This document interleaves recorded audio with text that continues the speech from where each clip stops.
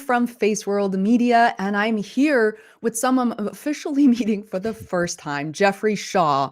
Jeff, you are from the Rexers Group, and I've heard so much about you. But for those listeners who haven't learned enough about you yet, I'm going to just do a brief intro. I'm going to kick off, and then today's interview after that.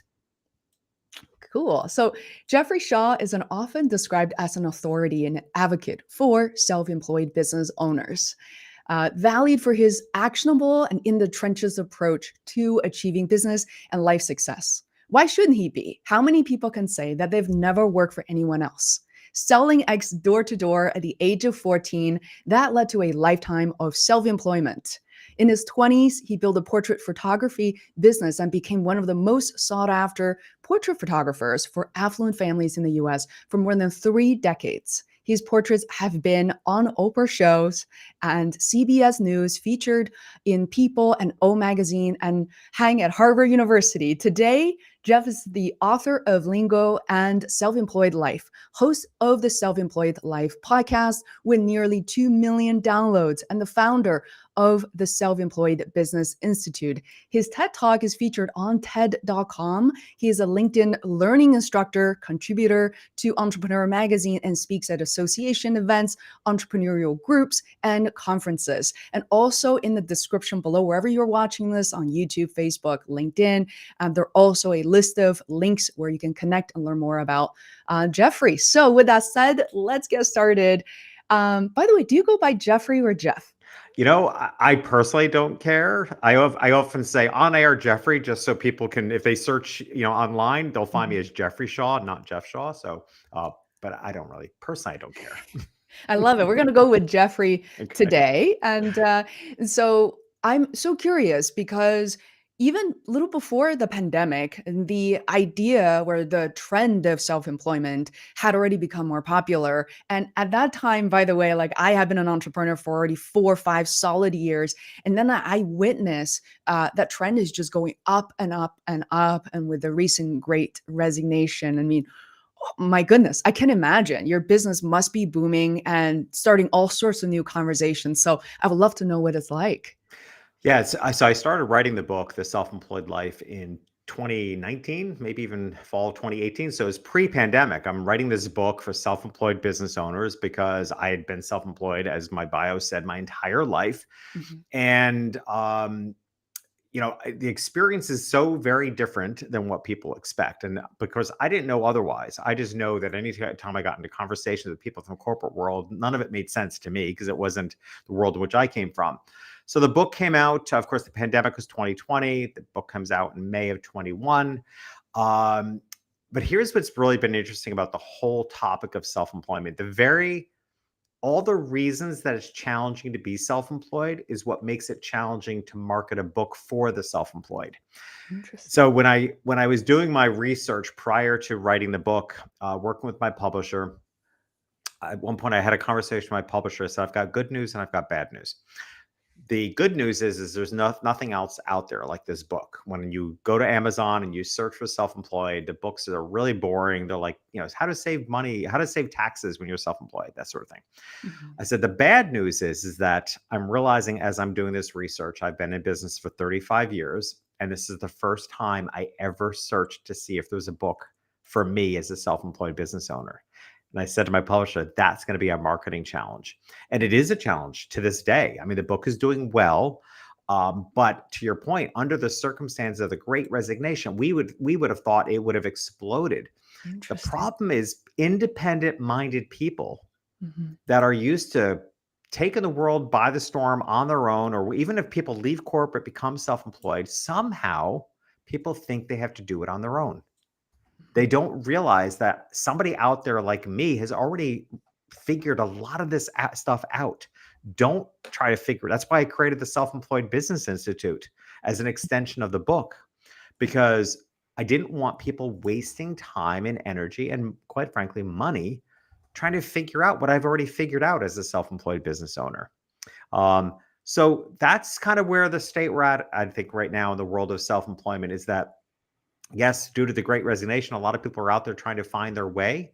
And unfortunately, a lot of people are reinventing the wheel, and I would love to prevent that so they can just make their business easier and get down to doing the work they're really good at. Wow. I'm gonna just flash this book real quick here.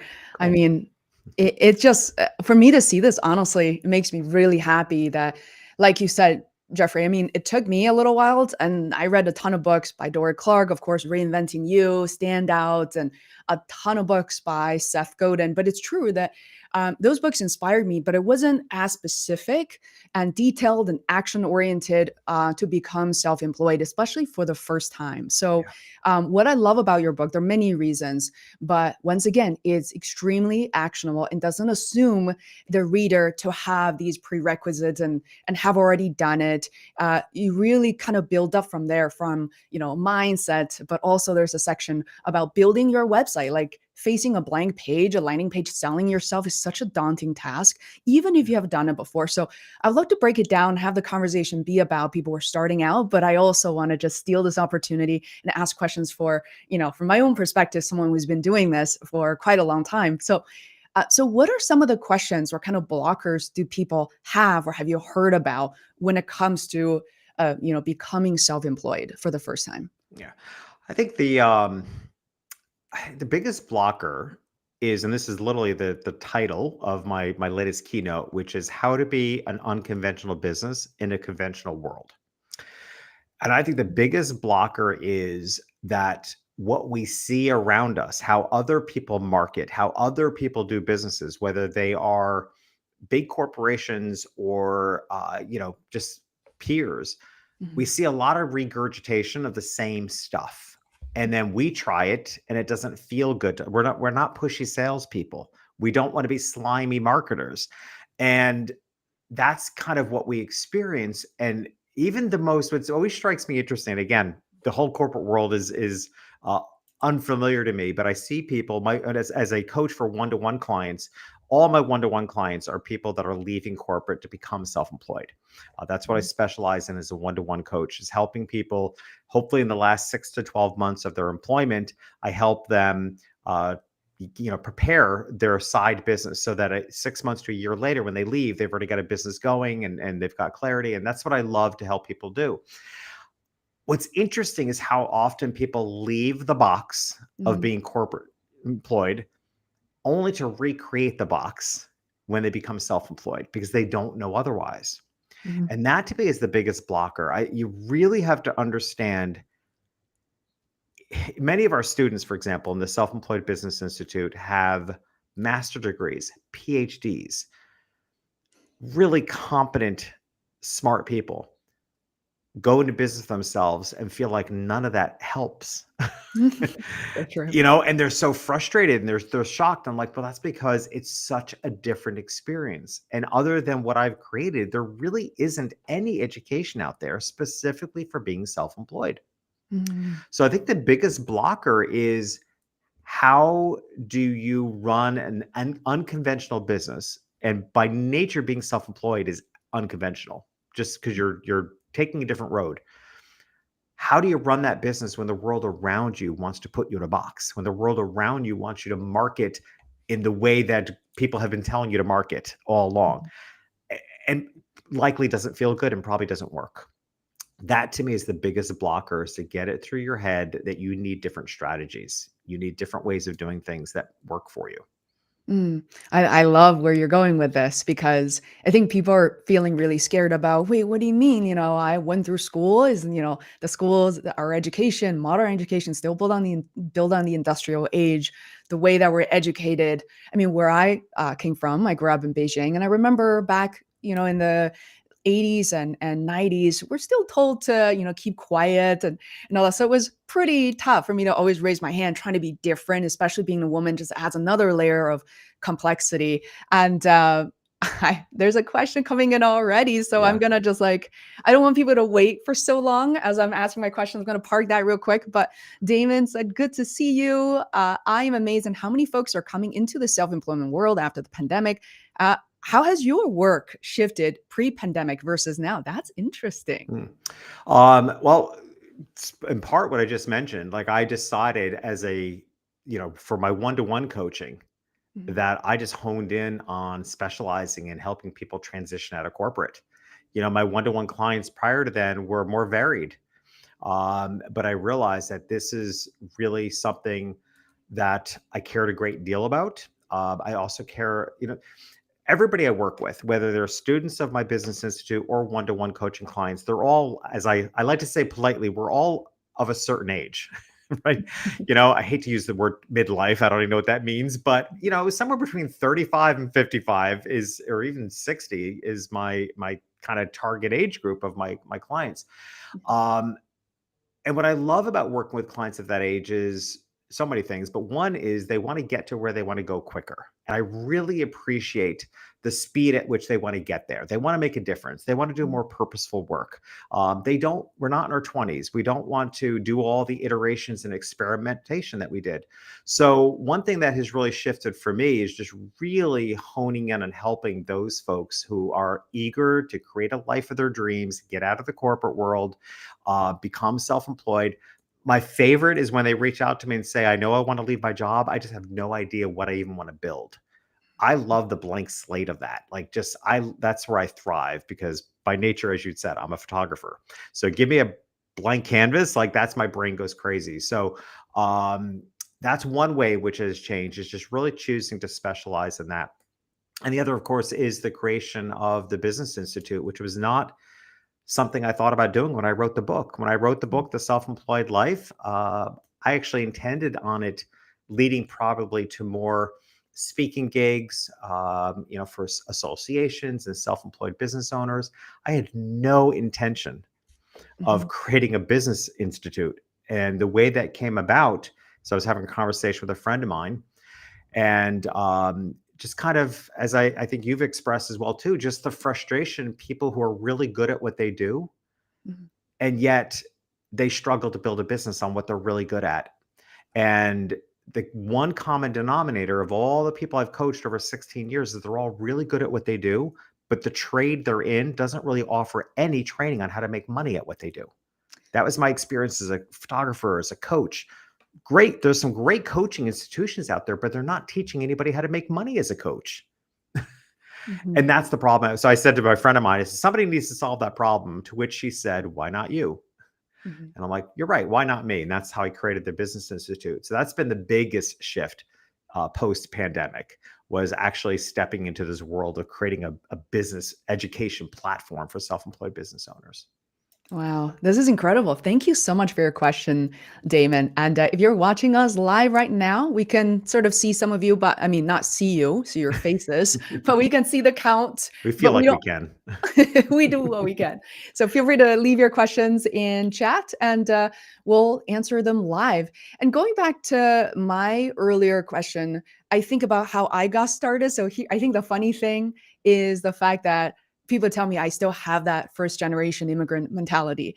In a way, that was really hard at the beginning when I first came to the country from Beijing to the US when I was 17. I was just a I had no idea what I was doing. I didn't have any friends. So I just went out there to talk to people with a little bit of a broken English. And as you know, time goes by, now I tell people, oh, I kind of have thick skin. They're like, oh, not, there's a more positive word for that. But I'm kind of just really comfortable talking to people, trying things out, getting turned down. It just doesn't really bother me all that much anymore.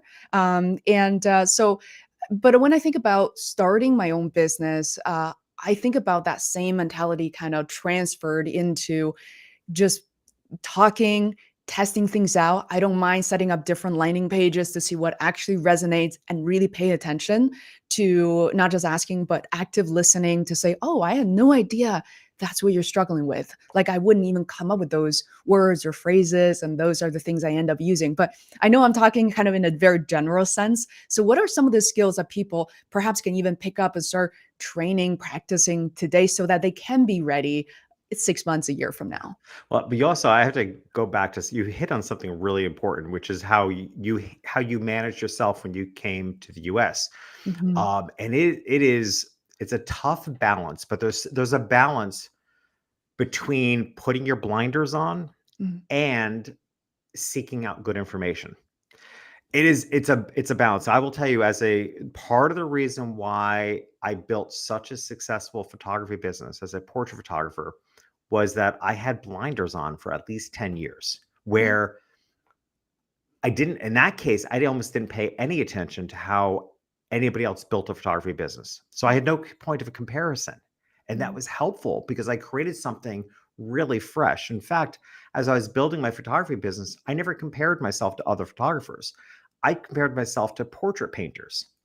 I looked at how portrait painters were getting very large commissions from affluent families to create a likeness of their children. And I'm thinking, I can do that for half the price, still a high ticket. Whereas they were paying painters 20,000. Like, I can do that for 10,000. mm, And it's actually your children in a photograph. And I can do it in a way that it looks every bit as much as a fine art piece, beautifully framed, hanging next to investment art in their home. wow. So I didn't pay attention to what photographers were doing. And that's how I created something so entirely different than anybody else in the industry had done. So, I'm always careful because I don't want to suggest that people don't belong to their trade associations or to pay attention to what other people in your profession are doing, but do so with a very strong filter of discernment. Look, take in the good information that we, in today's internet world, we can't avoid. Mm, So take it in, but really have a strong filter for who you are and what's authentic to you, to filter out what doesn't work, and find a place where you can create something unique for yourself. It's very hard to do, which is why one coach to another coach, their business looks the same. Why mm. one professional speaker to the next speaker looks so much the same, because we lean on our peers, we go to their educational platforms, we go to their annual conventions. Everybody's talking about the same thing, but next thing you know, everybody's business looks the same and feels the same. So don't shut it off because there's good and valuable information there, but have a very strong filter of discernment to filter out what other people are doing that doesn't feel right to you or doesn't feel like it's unique enough to you. So that I think is one skill that everybody can hone. And I'm in that process now. I'm kind of reinventing my platform as a speaker, um, and being extremely selective to what speakers I hang out with and what trade events I attend, just because right now it's important for me to keep a little of the blinders on because I want to create something different. That is such a quotable piece. I was like, "Okay, don't say anything. Don't ruin the audio piece."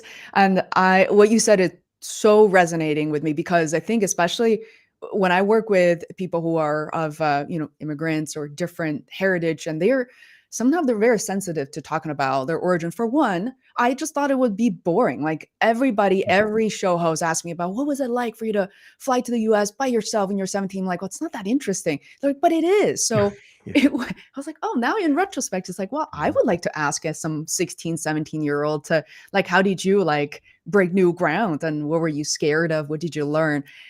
What you said, it was so phenomenal because, when we kicked off, I know there's a portrait painting behind me done by my mom on a Yeah. 100% silk panel. Wow. And like everybody asked about that. And Wow. my mom graduated from the Forbidden City of Beijing, China, and she's 70. She said, Faye, I don't want to do any commercial pieces. I've done enough of that.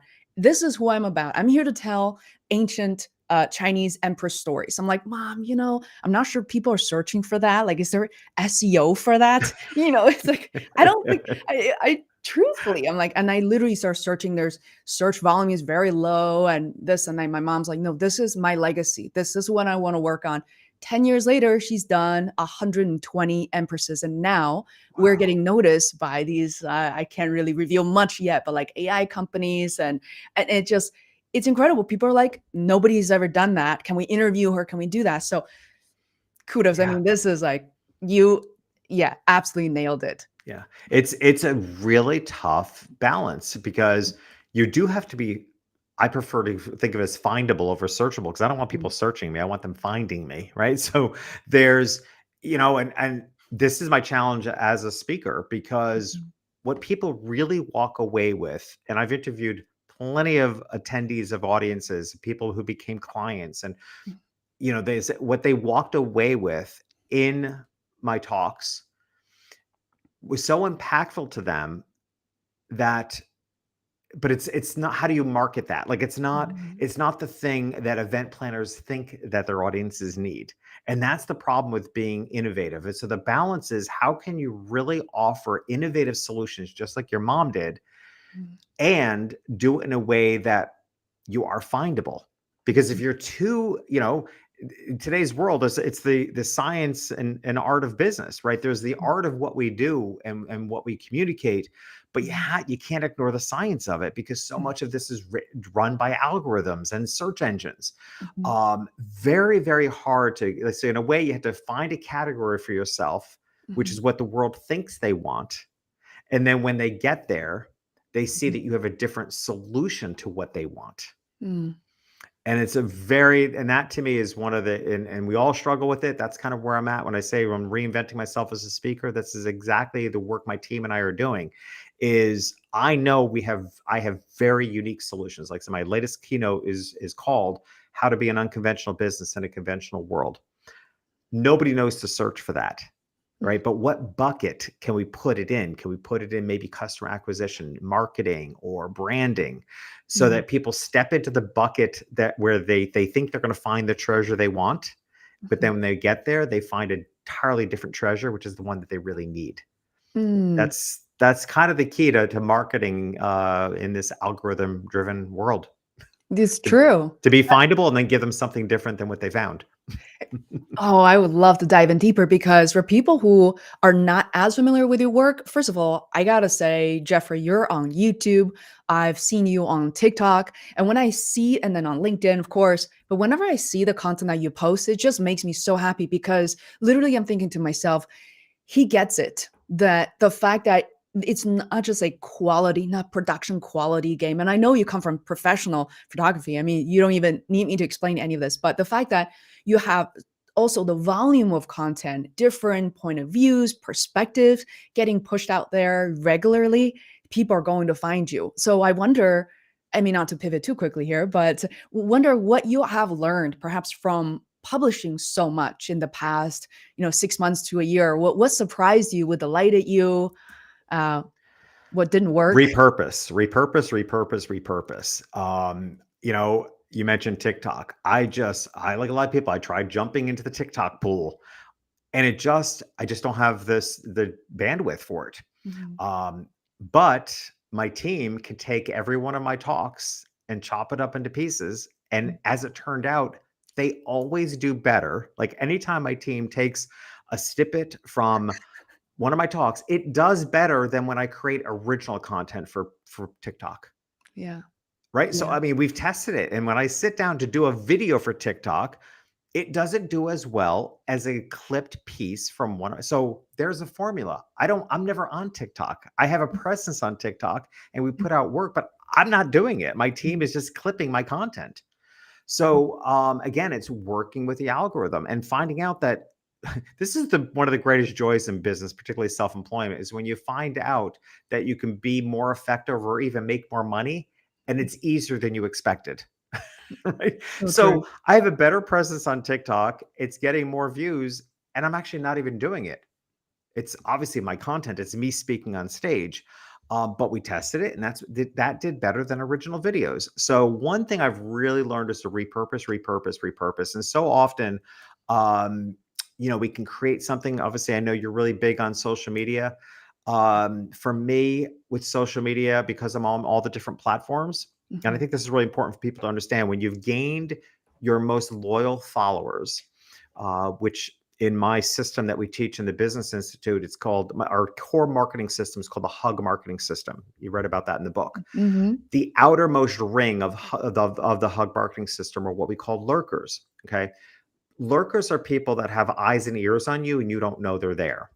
Mhm. The number one problem for small businesses is that they don't have enough eyes and ears in the first place. So what I am getting people to do is build your repertoire of lurkers. That's why you're on social media. Don't give up on social media because you're not getting direct feedback. Keep at it, because you need to build up a massive portfolio of lurkers, people that are watching and listening to you and you don't know they're there. And the reason this is the number one problem for small businesses is so many businesses try to convert customers from too small of a number to begin with. Mhm. If you only have 10 eyeballs on you and you want 5 clients, you're not going to have a 50% conversion.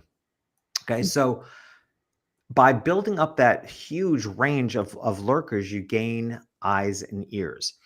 So on social media, for example, you want to be on as many platforms as you can. We personally, in our team, we do not use any tools to blast posts. Mhm. We respect the lingo of each platform. Mhm. And when by having active lurkers, your best followers are following you on multiple platforms. Mhm. So you don't want to put out the exact same content at the same time. But Mhm. what you can do is pace it, right? You can create a great post on Facebook, give it a couple days, and then post it on LinkedIn. The chances Mhm. are they're not seeing it in both places at the same time.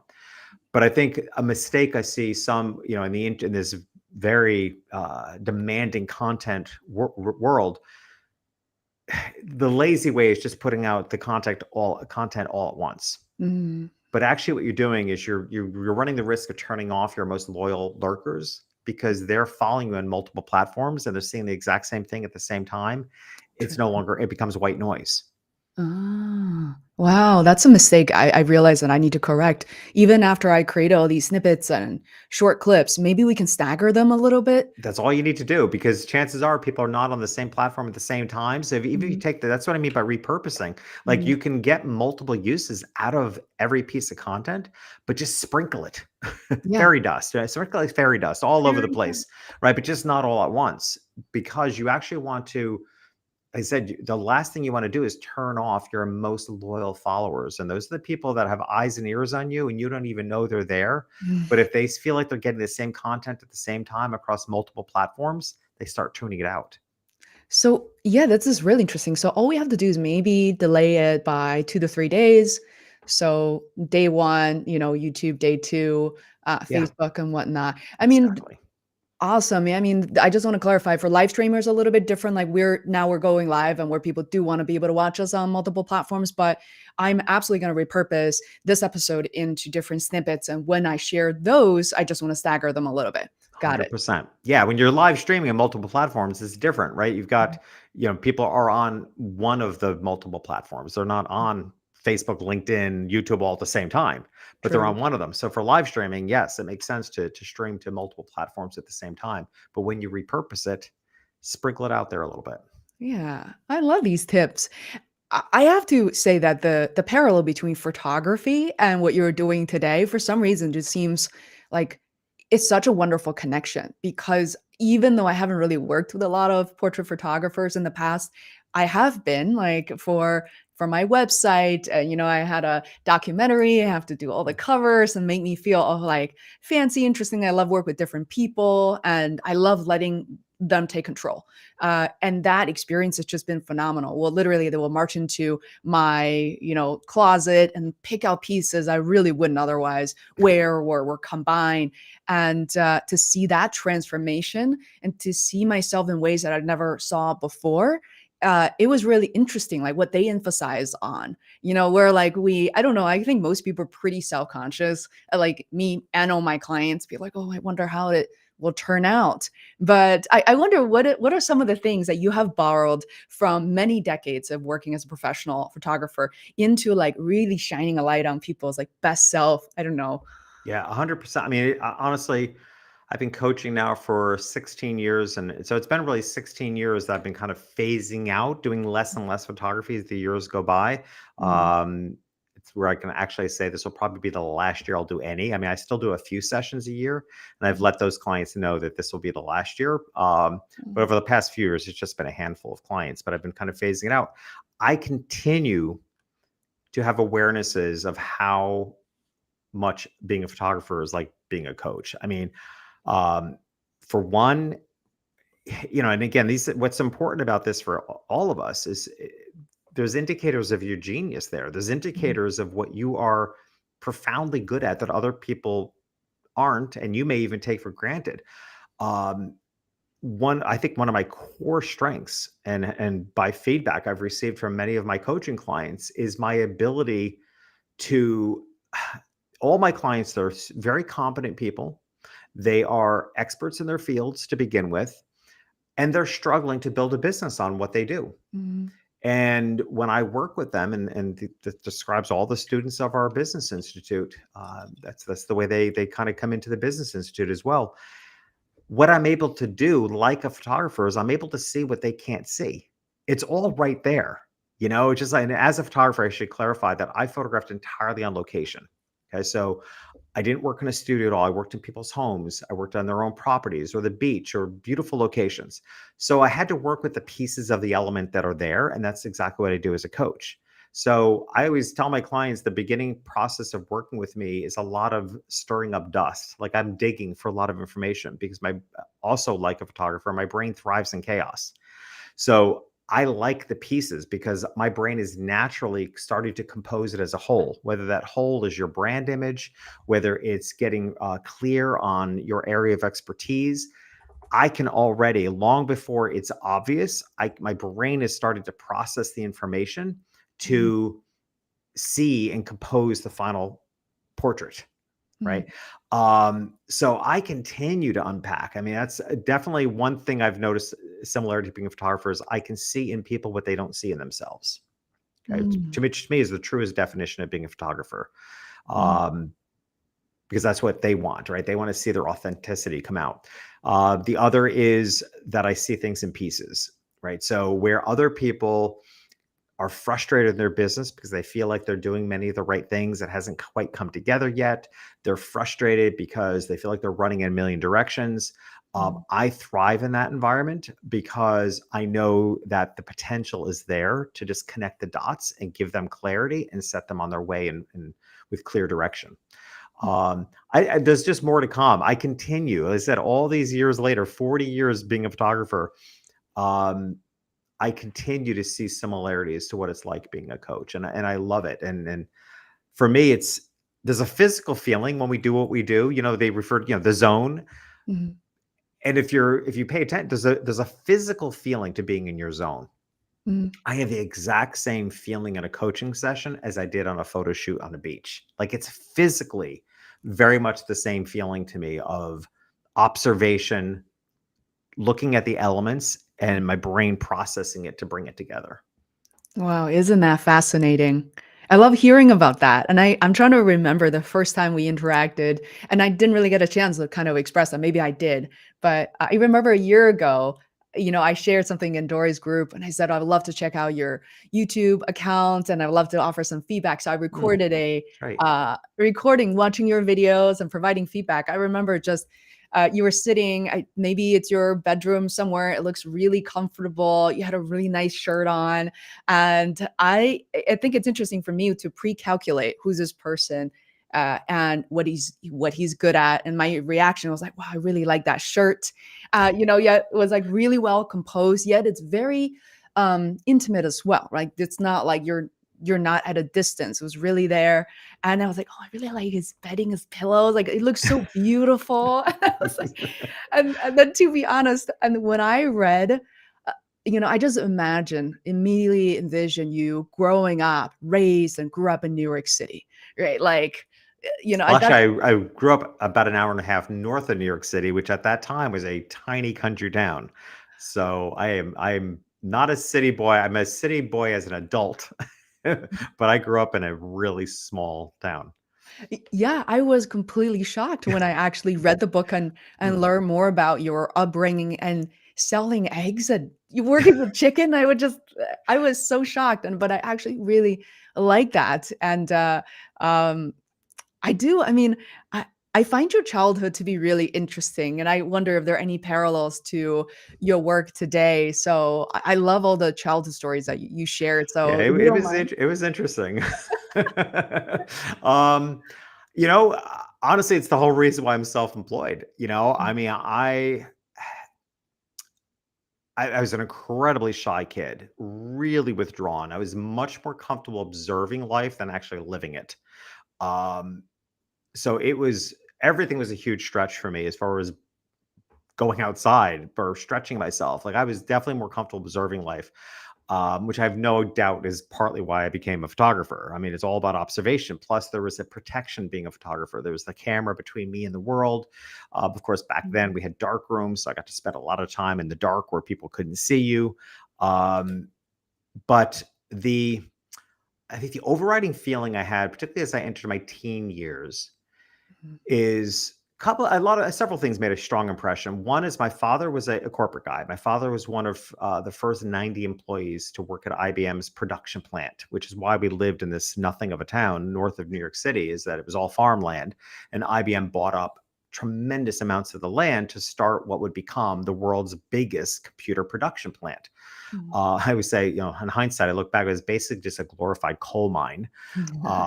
It was very blue collar, very, demanding. And my father was a corporate guy there. And I don't know that he was happy a day in his life. My mother was an entrepreneur. My mother owned a hair salon my entire life. Up until she was 80 years old, she owned and operated a hair salon. So Okay. yeah, she had the salon for, I think she had the salon for 60 years, close to it, 50 years. Wow. So it was quite a contrast. And my mom seemed happy. My father did not. Okay. Mm. So that was one indicator that, gee, I think, running your own business seems good. The other thing is, though, that I just didn't feel like I had other options. It was a small country town. I was the youngest of the three boys. Neither of my brothers went on to higher education. They both just kind of immediately went into the workplace. Mhm. No one spoke about higher education, even in the school I was in. It was just assumed you'd go work for IBM, I think. So I just looked at it and thought, I remember thinking, I'm not hireable. I won't have an education. I'm really shy. To me, the only choice was do your own thing. Mhm. So the biggest core message I think I gained from my childhood was one of independence. I mean, I always joke, but I think that's true. I think my parents forgot I lived at home from the time I was 14 on, because I had two older brothers and I was the kid you didn't have to worry about. Um, so it was just such an independent upbringing that it's Mhm. without a doubt informed my feeling like no one in the world is going to take care of you. The Mhm. world is not coming to you to give you to answer your problems. The world is not spread out as at your feet like a red carpet. You got to do something about this, right? There's a level of personal accountability and responsibility it's going to take. And in my gut, honestly, Faye, in my gut, if I was really honest with myself, I knew I could create something great of my life. I didn't know what it would be. Just deep inside myself, I truly believed I could turn what seemed like kind of a mess into something. Can we talk about that optimism is really it's in some people, but it's not in some others. I Mhm. wonder why that is. I mean, it's not like your parents are talking to you every day about it, Now, trying to I used to philosophize. buy with what little allowance I'd get. I'd buy self-help books by Wayne Dwyer and people like that, and I'd hide them in my house because my family would think I was so weird if they saw me reading like self-help books. But you're right. I don't know. I mean, I just had a gut instinct that, and in fact, it's been my life's journey and my life's joy to I can look back at my life now and I'm nowhere as near done. I'm in a lot of ways I feel like I'm just beginning, but realize the gap between where we start in our lives and where we can end up. I mean, if you actually just stop and look for a moment, like look at in your case as an immigrant, like where you started and where you ended up. I mean, it's a phenomenal journey. Mhm. And I think some people have an inkling of that possibility early on. Maybe it's optimism. Maybe it's inner spirit spoken to you. I don't know. But I can legitimately say by the age of around 3, I remember thinking as early as the age of 3, only because it was before we moved into the house where I spent the rest of my childhood. I remember prior to moving in that house, just thinking, I didn't think much of myself. I had low self-esteem. I didn't see many possibilities, but I was going to do something with this. And I felt it deep in my gut that I could turn this into something. And that's Mhm. been my life's work, is to turn this life into something. Wow. I don't know where it comes from. And I think it's probably in more people than they realize. I think the challenge is, Mhm. how do you put aside the socialized humbleness and the things that we've been socialized to suppress in ourselves, how do you put those things aside so that your truth can really emerge? That, I think, is the hard part. Oh, I'm like taking notes, quoting. I know it's all going to be showing up in the feed, but I love the idea of socialized humbleness. And it's something I'm still trying to get over Mhm. for some reason. And I remember when, Jeffrey, when I started my podcast in 2014, which eventually became the reason why I was able to start a business because like guests on the show and people, listeners start hiring me to do project that worked really well in those years. And I Yeah. worked not as well like these days because there's so many more podcasts. But I literally went from walking to work and people knowing I'm an immigrant. I have an accent if you really know where to, to be able to detect that. Not that it really matters, by the way, but it just was kind of a weird, like this person never really speak up all that much, not a senior level person, not a brain trust or whatever. And she's starting a podcast. It was really weird. And we don't really have a community for it. And then literally a year It was later, I started my podcast in 2014. It was the Wild West. Totally agree with you. we couldn't find each other. There were Otherwise, no paths, like that. No, everybody was just carving their own path. It was really fun. it was so fun. Yeah. Exactly. I watched the most random YouTube videos. I start editing my show. I sounded like I don't know, a scared chipmunk or something. And for the first, I'm like so serious. I'm reading the intro. Now it's just like, hi, it's Phase from Yeah. Phase World. And then a year later, of course, nobody had expected me to do anything with it. Like you go into the family party, it's like, are you making money? No, I'm not. I'm actually not doing that. I still have my full-time job. And a year later, I was like, I'm going to interview Krista Tibbett. And she said, yeah, sure. And the next thing you know is like an interview the Disney producer. She said, "Yeah, sounds great." And all of a sudden, a year later, there's one guy at work is like, "Faye, one day he's gonna interview Obama." I'm like, I'm not sure about that, but it's like I don't think I can get there that quickly, and I had no confidence. But it just, step by step, it became something entirely different. And today we get invited to see pretty much all the Broadway shows and things like that for free, going to festivals and that's just one branch of the podcast, which is about theater and art. And then, Cirque du Soleil will open up the kind of the whole stadium for us, and we're like hanging out with artists. But then it really was like, to your point, it was hard to actually talk about in social settings. Sometimes like we don't talk about it, period. And, that's kind of a separate life. So I wonder if maybe that's part of the socialized humbleness. Like you want to be able to relate to other people. And are you bragging? Especially as a woman, I'm constantly questioning and filtering out those things. Yeah, yeah. Oh my gosh. In fact, one of our student in my Self-Employed Business Institute, Mm.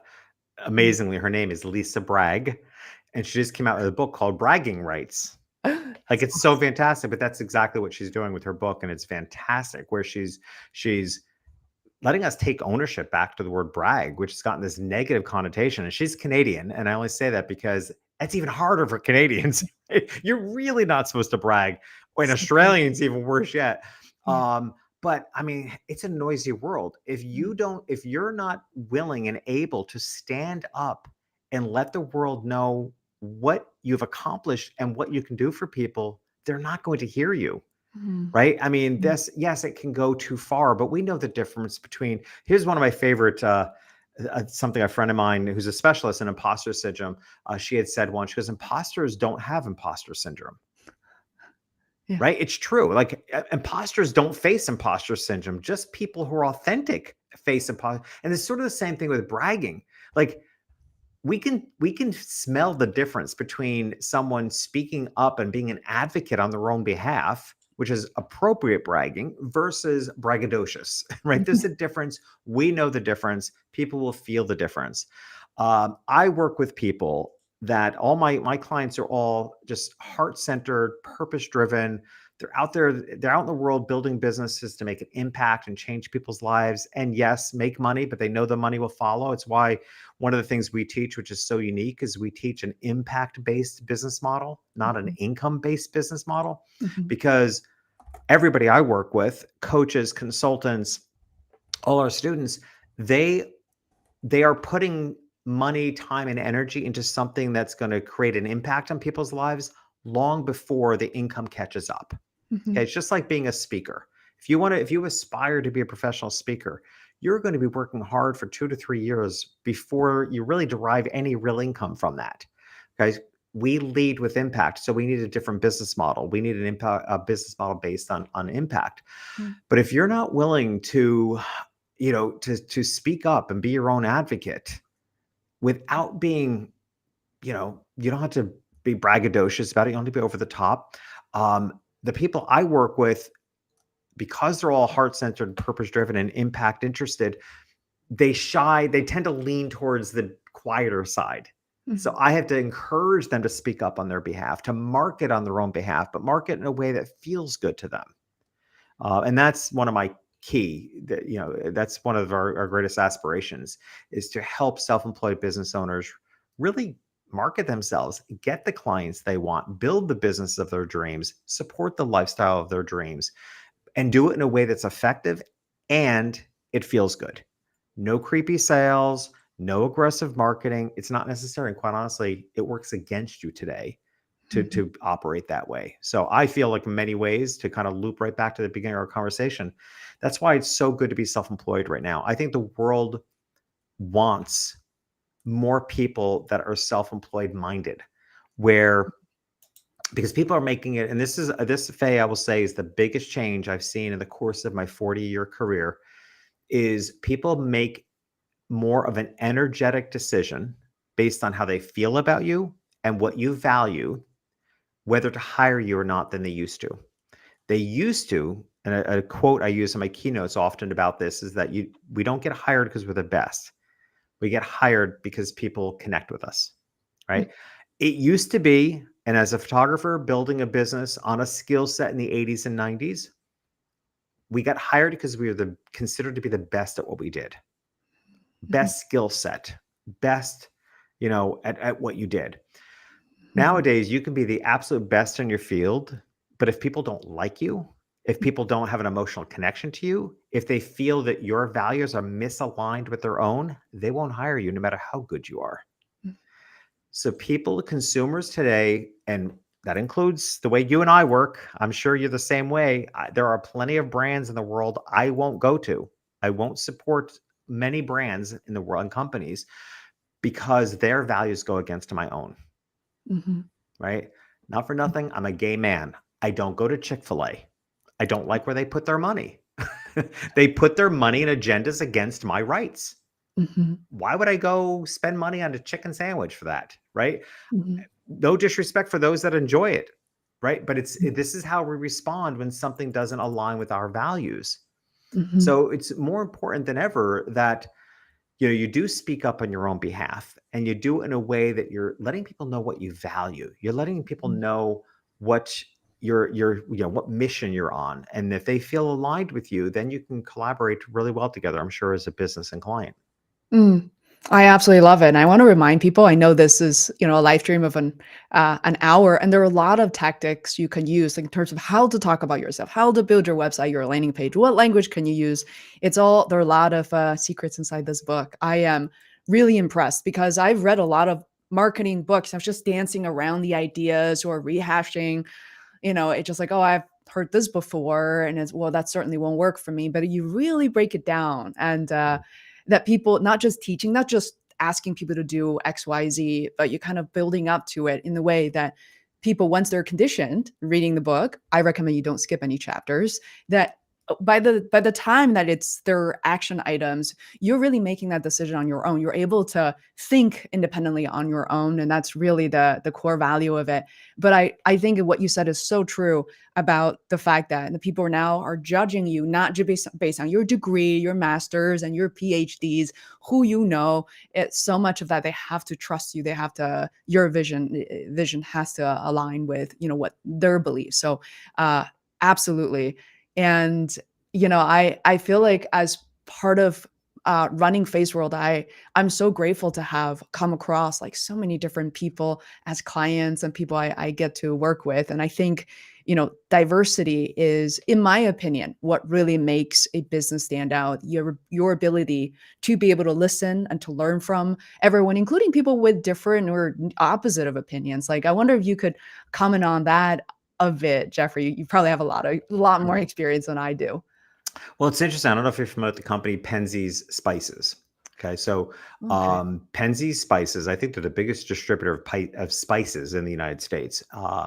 And is it John Penzie? I'm trying to think of the owner's name right now, and his first name is escaping me. But Mr. Penzie um, is one of the most vocal, politically vocal CEOs you'll ever come across. Like he has very strong beliefs on who he supports, what he believes in, and unlike we've been told in the business world to shy away from such conversation, he's Mhm. all in. His newsletter, his social media, like really bold. His business has increased multiple times over because of that. Now, Yeah. to the degree that there's no way, it's not just, to me, I look at it as a business coach, and there's no way his business increased to that degree solely because more people agreed with him. Mm, I believe there's that, and there are people who don't agree with him but respect his voice. mm, And that's why it's a win-win. It's not about having everybody agree with us. I mean, I go through this trauma on Facebook all the time because part of me would love to just, especially when it's, and I am pretty vocal on my opinions and particularly politics. Um, and often, you're left wondering because you start getting blasted on social media when you speak up. mhm, And in some ways, I think the easy thing to do is just to unfriend all those people or block those people. But then what do we wind up with? We wind up with a world, be it whether it's your Facebook world or your bigger world. Because if you're willing to behave that way in Facebook, you have to question, who are you in the world? Do you mm, just want to be, do you want your world to consist of people that are only like you and have the same views? I mean, I mm. live in Florida. What more do I need to say? Like 90% of what goes on in this state is against my values. Right. And I'm from New York and I'm from Connecticut. Right. I mean, Mhm. states that Yeah. were very easy to live in. But you Mhm. know what? My vote matters here. My opinion matters here. It's Mm, not easy. And you get made fun of, and people wonder, like, why do you live in such, an insane state? I'm like, because it matters. Because if all the people that disagreed left, yeah. and that's what I fear is happening in the world. That's why I think we've become so divided. Mhm, Because if we only hang out with people who have shared common opinions, we're just ending up with different sides. So no, mhm, believe me, it is not easy being a gay man living in Florida when every week there's legislation passed to sweep you under the bus. It is not easy. Am I going to jump ship and go back to a state where it is easy? There are many times I've thought about it, but it matters. It matters that mm, you stay. It matters that you speak up, and it matters that you speak out. So that to mm, me, when you really get to the heart of diversity, is that it can't true respect for diversity is not going to come about if we keep only staying in our own little spaces. That we have to allow things to cross over. wow. I have so much admiration for that because when I found out I once again assume you still live in New York or Connecticut. When I found out you actually live in Miami, there was like a shock to my system. It's like, "Jeffrey, Well, and I wouldn't." actually, more to the story. So I lived in Miami for 7 years, and I moved to Jacksonville, Florida, this past November. All Wow, right. beautiful, yeah.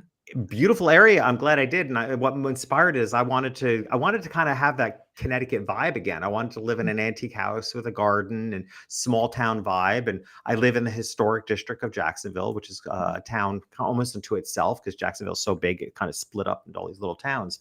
So I mhm, live in the historic district surrounded with antique homes, nice little center of town. mhm, Um, but again, I mean, Miami is the political scene between Miami and Jacksonville is very different. mhm, So I put myself even more in the thick of it in a lot of ways, you could say.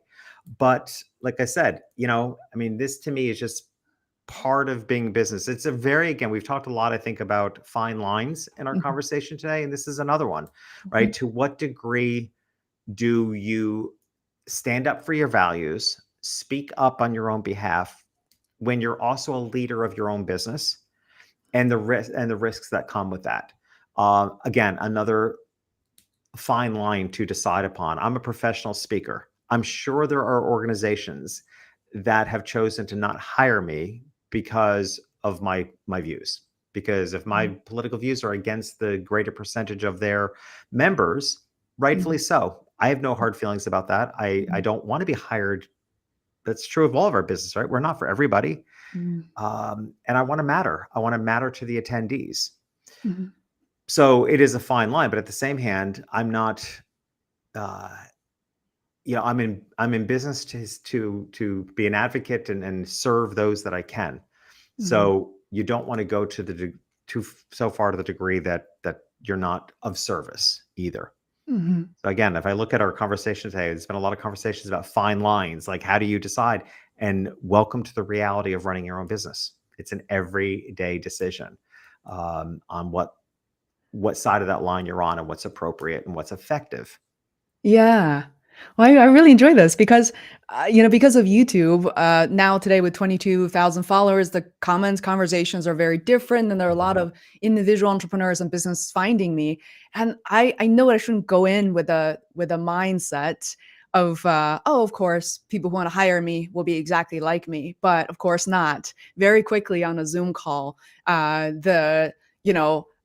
obviously, I think we have very similar, probably very similar point of views, but sometimes within minutes of the Zoom call, you hear things that are like, oh my goodness, like I don't know I remember, there's one guy who hopped on the call and, I think he worked for some sort of political officer, and he basically said, you gotta respect Trump for that. And immediately in my mind, I was like, okay, how do I pivot the conversation? I'm making a lot of kind of just calculating and all that. And sometimes I'm, just to see where it goes. But I have to admit, it's not always easy because I wasn't used to like facing so many decisions, like you said, daily decisions and daily meetups on Zoom all the time. That was kind of interesting. I think a lot of what you just said harkens back to the classic phrase in business that the customer is always right. And I'm like, they're not.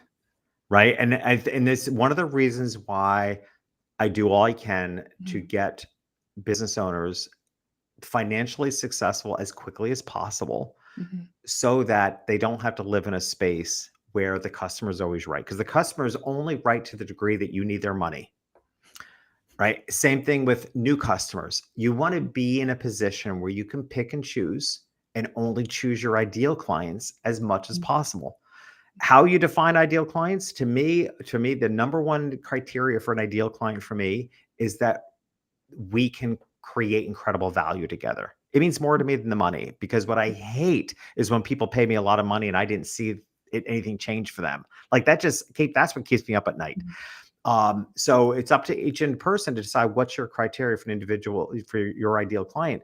But to me, the reason why you want to do whatever it takes, get the support you need to get your business as successful as possible, as quickly as possible, is so that you can say no to the wrong clients, so that you don't have to tolerate inappropriate behavior, because the customers are not always right. But the customers feel right when you need the money to pay your bills that month. And that is not a good position. You want to get out of that position as quickly as possible. So this is the reasons I think, you really want to get your business stable, financially successful. As I always say, create the problems of abundance, right? Have choice. Have choice of who you can work with and who you choose not to work with, whether it's because they're a difficult client, or perhaps you're able to get to the point where you choose to not do that work because it's in support of a platform that you disagree with. Got it. Yeah, I just realized that we're up against the hour here. I can't believe we've been talking for an hour. Jeffrey, is it possible for us to just stay on a few more minutes? Sure. Do you want to? Yeah, I'm okay. Oh, I just have to ask the question about who do you see as your ideal customers, and especially people are interested in working with you after this live stream.